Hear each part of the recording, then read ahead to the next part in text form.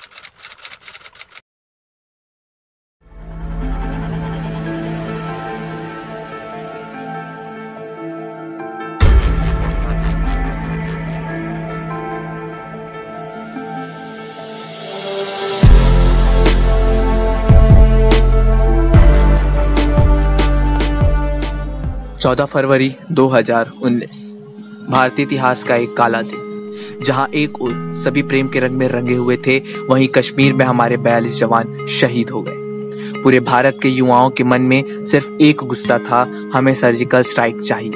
और हमारे काबिल जवानों ने कुछ ही समय में इस हमले के आरोपी को मौत की नींद सुला दिया। और इसी के साथ पूरी दुनिया में भारत की एक नई पहचान सामने लाई कि ये नया भारत सोता हुआ शेर है।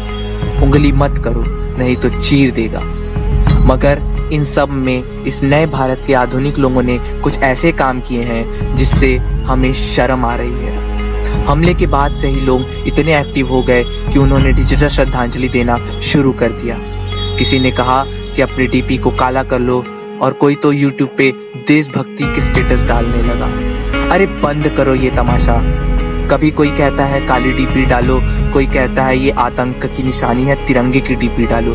अरे डीपी चेंज करने से कुछ नहीं होगा, सोच बदलनी होगी हमें। डिजिटल श्रद्धांजलि सिर्फ शो ऑफ है और कुछ नहीं। ऐसा नहीं है, हम सब भी आपकी भावनाओं की कद्र करते हैं, मगर अगर आपको श्रद्धांजलि देनी है तो दिल से दीजिए। जाइए किसी मंदिर में या मस्जिद में, जाकर उनके नाम से दिए जलाइए, नमाज अदा कीजिए। इस तरह मार्च निकालकर फोटो खिंचवाते हुए कैंडल जलाने से न उनका कोई लाभ होगा न उनके परिवार का। हमें आपके भावनाओं की बहुत कद्र है। हमारा उद्देश्य किसी की भावना को ठेस पहुंचाना नहीं है। ये मैसेज सिर्फ उन लोगों के लिए है जिन्होंने इस दुखद घटना को त्योहार बना दिया। इसलिए आप सभी से हाथ जोड़ के विनती है कि इस आगे कभी देश के ऊपर आए संकट का मजाक मत बनाइए।